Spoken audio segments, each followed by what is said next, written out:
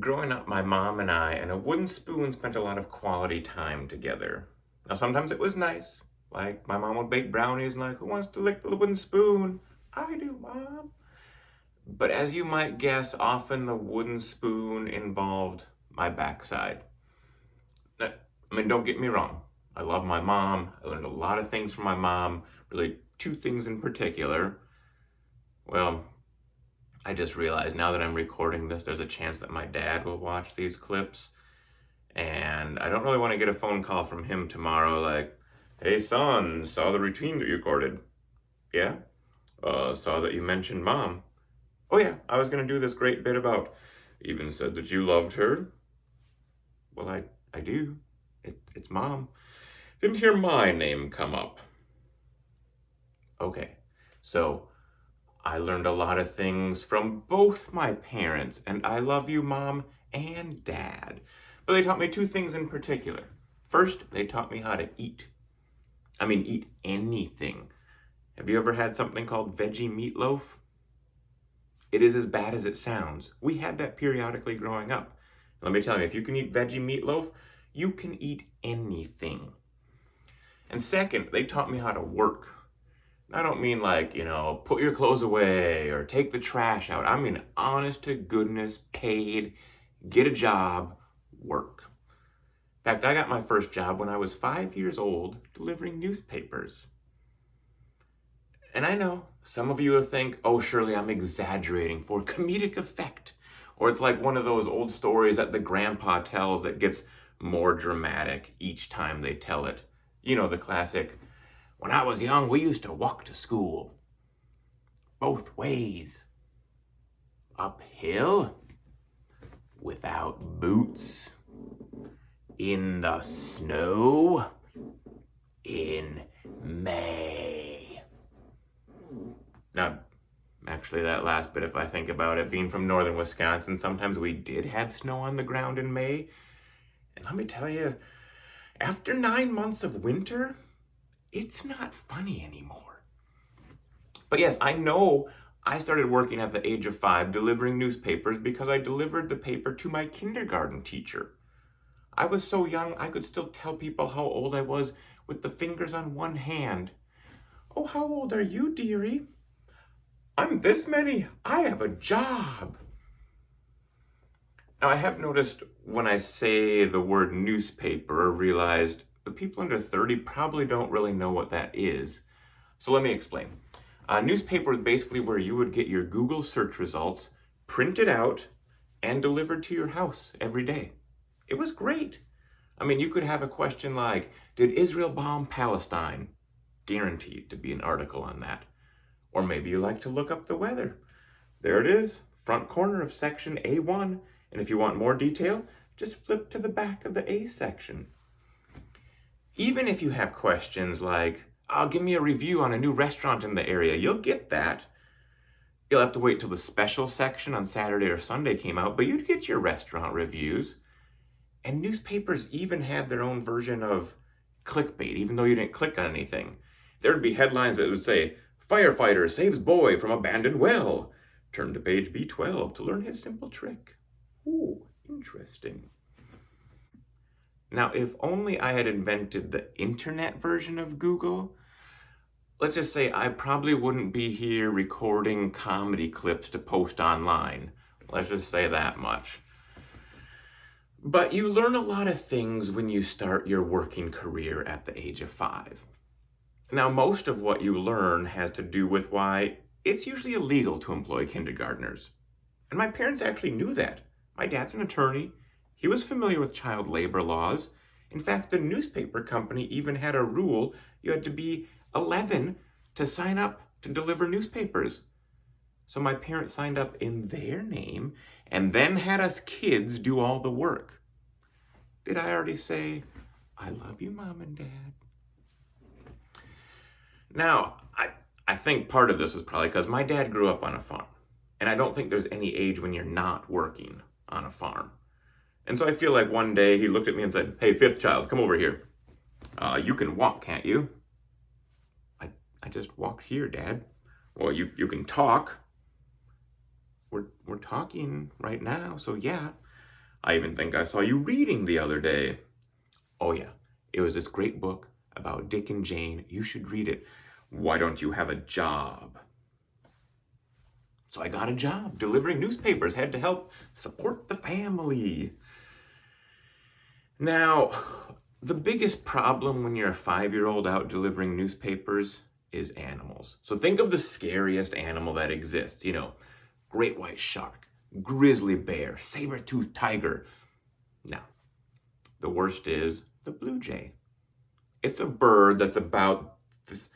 Okay, it's only about this big, but its sole purpose is to destroy humans.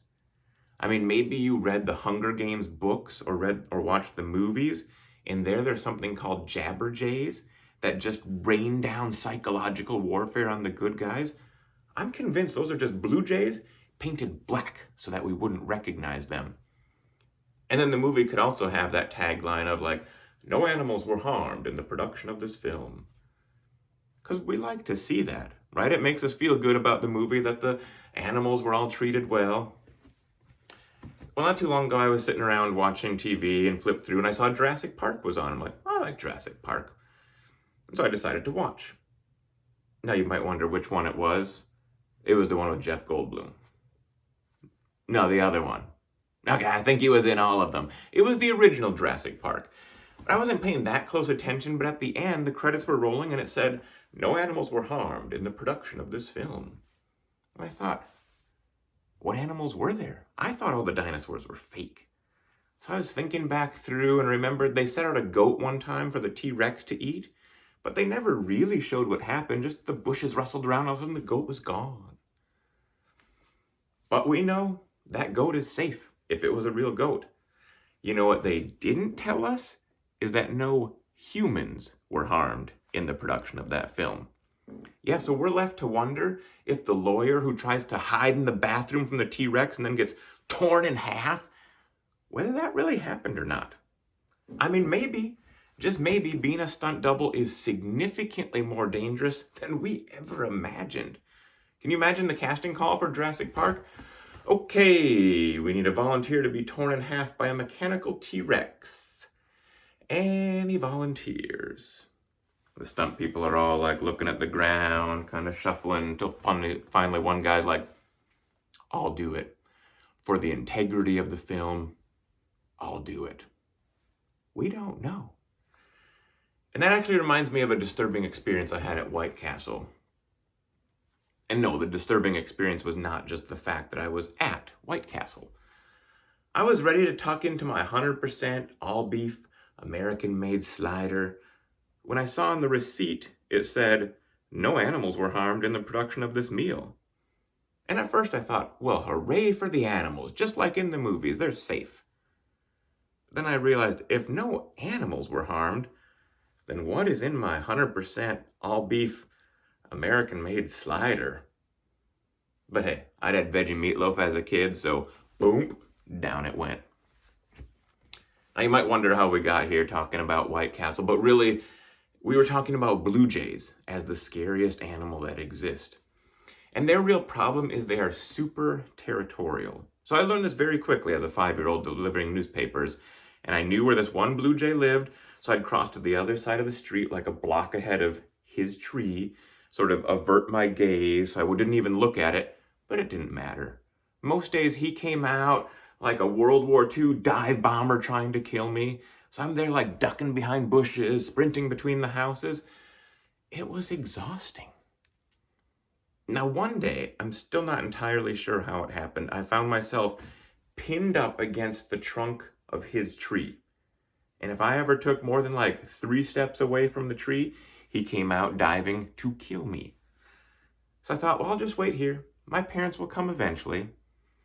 And I knew it would probably be a while. In fact, it would probably be after dinner. They'd look and say, whoa, we have leftovers. We have 6 kids in our family. We never have leftovers. So they'd count 1, 2, 3, 4, 5. They'd realize I was missing, and they'd come and get me. Now, as I sat against that tree, it was probably 15, 20 minutes, I realized, there's a chance that after dinner, my parents would look, see there's leftovers, count 5 kids, and say, hey, 5 out of 6 ain't bad. Who wants seconds? And after I'd been there, I don't know, maybe an hour, I thought I was going to die next to that tree. And that was not how I wanted to go down. So I snapped a branch off that tree, strode boldly into the middle of the street, and waited for the blue jay to come. And sure enough, he came diving down. But when he was about 3 feet away, I chickened out and I threw the branch. And luckily, he swooped toward that. So I sprinted the other direction, took my last 3 newspapers, threw them in the general direction of the houses that were supposed to get them, and ran like a mile back to my house. I don't think I'd run a mile that fast until I was in high school. And it was Friday night, so family movie night, could relax, decompress, and we usually rented movies that fell into 3 different categories. Maybe they were new releases, they were exciting, family favorites, but sometimes my parents would get old classics that they thought that we should watch. Well, this happened to be an old classic night. My dad had rented Alfred Hitchcock's The Birds. And if you're not familiar with that horror show from the 60s, here's the plot in 2 sentences. Birds come into a town and drive everybody out or kill them. Simple. There was one old guy who didn't leave his house, and they showed him their dead with the birds eating his eyes. I never wanted to see another bird again. Now, you might think that animals are the worst thing you come across when you're delivering newspapers as a little kid, but really, it's the people. Well, old people. Because before I started my working career at the age of 5, I thought old people were nice. But as I look back, I realized my only real interaction with old people was my grandma. And we'd go to grandma's house, she'd give you a big hug, say she loves you, and say, let's go to IHOP for breakfast. You're like, wow, old people are awesome. There's 6 kids in our family. We never eat out for breakfast. But it turns out most old people are mean. Well, wrinkly and mean. And I think it's because during their life, they were nice and kind. And as they get old, they realize, well, that nice stuff is gone. All I have left is this crusty, mean nastiness. And I better get rid of it quick so I don't die with it inside me. And so they're not very nice. Now, even in northern Wisconsin, it gets hot in the summer. So I remember this one house on any hot day, I'd open the screen porch and there would be this old guy sipping his lemonade, and he would always ask, hot enough for ya? I didn't know what to say. I mean, my arms and hands were full of newspaper ink. I'm sure I was pouring sweat. In fact, I probably had newspaper ink all over my face from trying to wipe the sweat away. I mean, I bet I looked like I was painted up for some sort of Marine war games or something. A very small, skinny Marines, but you get the idea. But after 3 years of him asking, hot enough for ya? I realized he didn't want to know. He was just mean. He probably looked at me and thought, that sucker's going to be working another 60 years. Hot enough for ya? So I decided one day I'd had enough. So I came into his porch to deliver his newspaper. Sure enough, he had his lemonade and asked me, hot enough for ya? So I started to tear his newspaper into strips and said, you know what, it's only in the 80s with 70% humidity. I wish they would crank them both into the 90s because no, it is not hot enough for me. I dropped the strips of newspaper on his lap and left. Now, unfortunately, that never actually happened. Turns out 8-year-old imaginations are significantly more brave than actual 8-year-olds. But yeah, old people are mean. I know at this point, there's some elder care advocates oh, old people are nice. No. You just haven't spent enough time with old people. It wasn't just this one guy.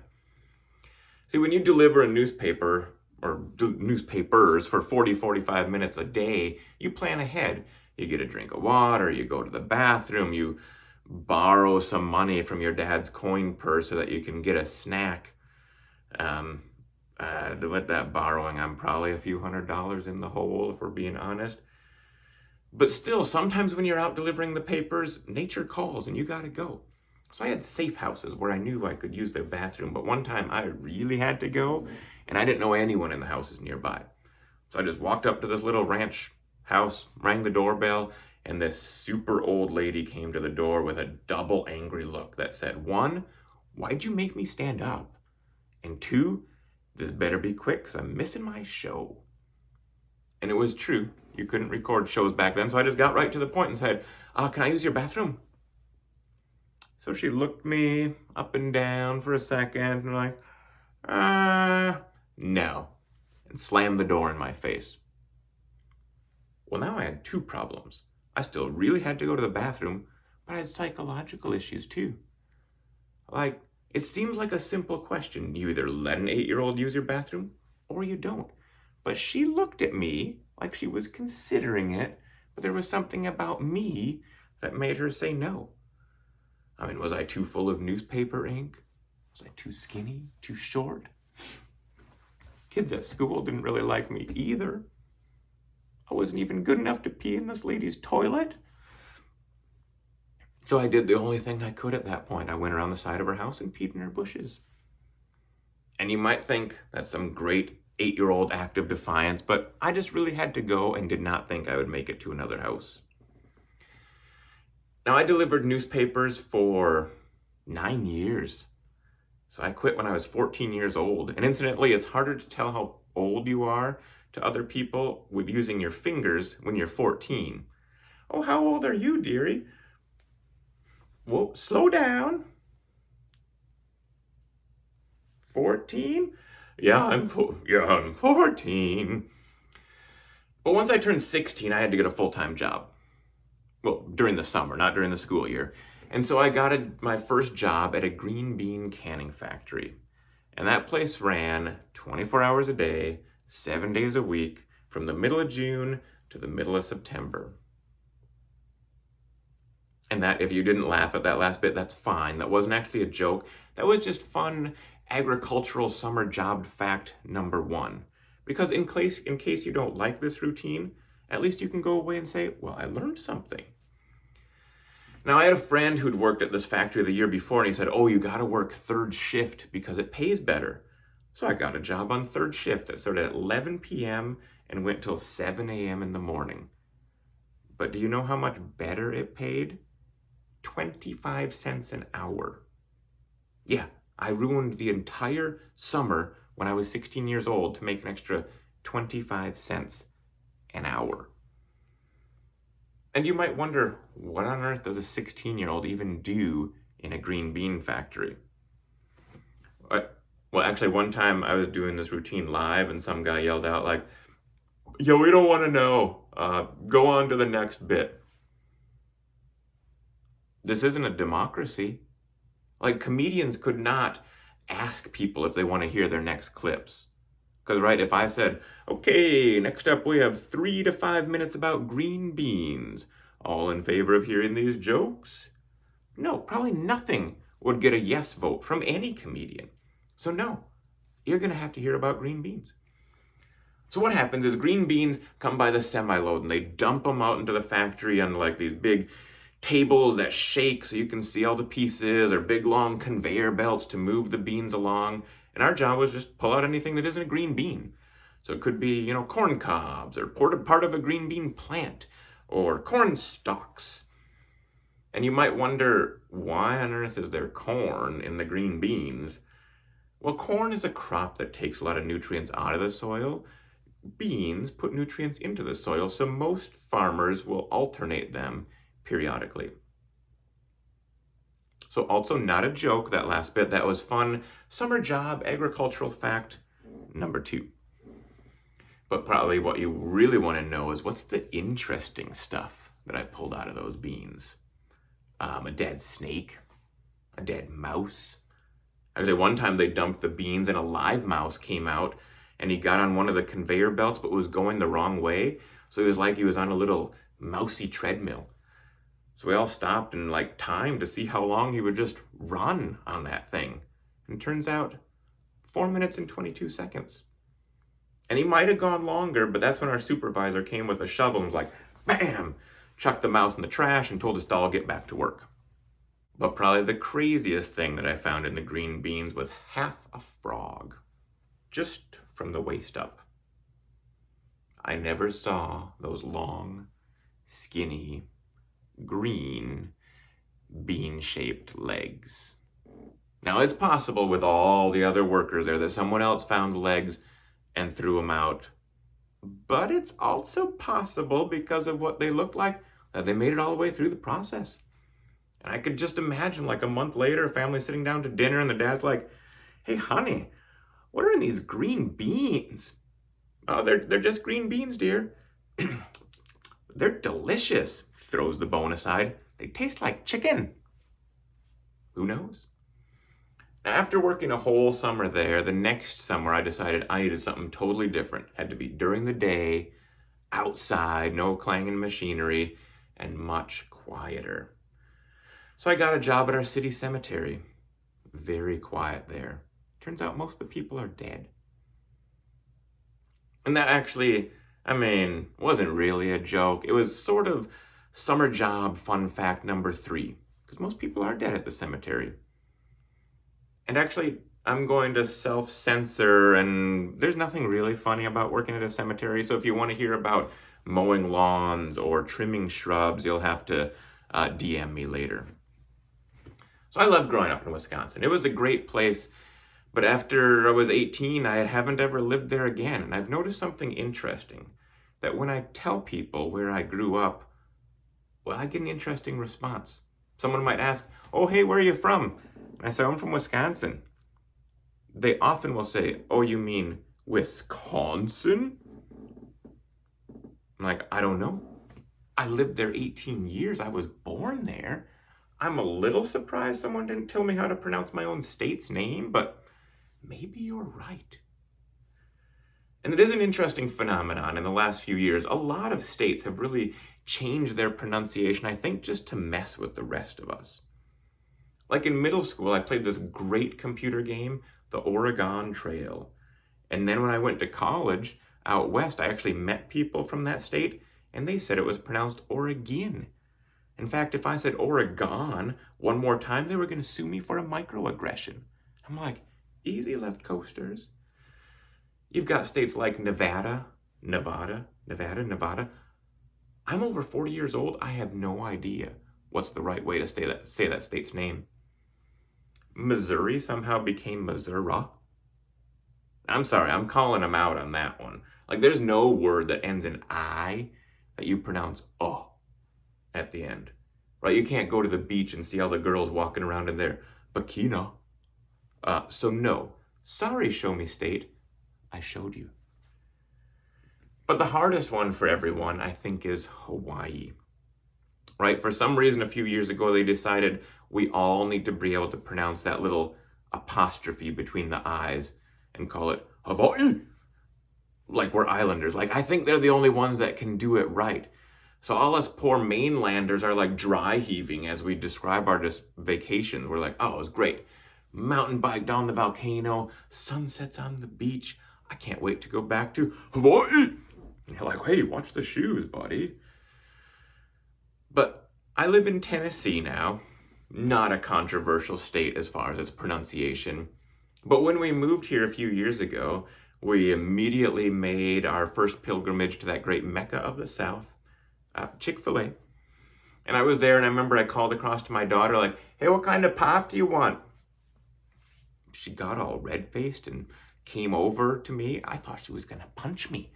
She said, Dad, it's soda, not pop. And it's funny, she still had her Minnesota accent, so it was soda. But still, I thought soda, pop, who cares? I doubt Chick-fil-A cared. I didn't think they were going to kick me out. It's not like I'd kissed another guy or something. But it did get me thinking, soda and pop, like, why do people call it such different names in different parts of the country? And so I looked up on Wikipedia, which, since it can be edited by all 8 billion people alive, is probably the most accurate website out there, to see what the history of this drink was. And sure enough, in the late 1800s, carbonated beverages were invented, and that society was much more formal back then. You know, you had ladies in like ankle-length dresses, men in top hats, as they walked around their towns with mud streets. But still, they thought this drink should have a full name. soda, pop, first and last name. But then different regions of the country just simply adopted what felt best to them. So in the South, where people are very casual, they thought they'd go with the first name, soda. Hey, soda, my high calorie, no nutrient friend. You mind if I call you soda? Soda's for everyone. But now where I grew up in the North, or kind of upper Midwest, it was all still like a bunch of old German and Scandinavian farmers, so they were a little more intense and formal, and so they went with the last name, Pop. But they went even further when it first came out. In fact, they would call it Mr. or Mrs. based on different brands. So you would have like Mr. Coke Pop or Mrs. Orange Sunkissed Pop. Now, I know some of you are thinking, that doesn't sound right. Now, I did find it on Wikipedia, but you're right. After a couple decades, they thought that was cumbersome, and so for most of the drinks, they dropped the Mr. and Mrs., but still generically called it by the formal last name of Pop. And you might still be hung up like, yeah, but I've never heard of Mr. Coke. Well, but have you heard of Mr. Pibb or Dr. Pepper? Where do you think those abbreviations came from? It's just a holdover from the early 1900s. So there you go. Soda and pop explained. Now, my life wouldn't be so difficult if just people didn't like how I said Wisconsin or that I said pop instead of soda. But really, there's other words that I say that people don't like the pronunciation. And maybe I'll give you an example. I put some flags in a bag in my wagon. I pulled my wagon across the yard, bumped over one tree root, another tree root, and I took a flag out of the bag in my wagon, put it on my roof and my neighbor's roof. Now, to some people, how I pronounce many of those words is like clawing fingernails down a chalkboard. And if you're young and don't know what a chalkboard is, just Google it on a list of like 10 things that went extinct in the 21st century. You'll find it there right after newspapers. But yeah, believe it or not, some people don't like how I say root or roof. They think it should be root or roof. And whenever I meet a stupid person like that, I say, wait a minute. I see you have a leg and something growing out the bottom of it. Like, what is that? They're like, my foot? Like, oh, that's interesting, your foot. Are you sure it's not your foot? And if they still don't get it, I say, okay, let's say you wrote a really long story. You printed it out, put covers on it, and sold it in a store. What would you call that? And they think it's a trick question, but they're like, a book? Yeah, so it's a book, not a book. But that's right. I'm Matt. I'm from Wisconsin. I drink pop.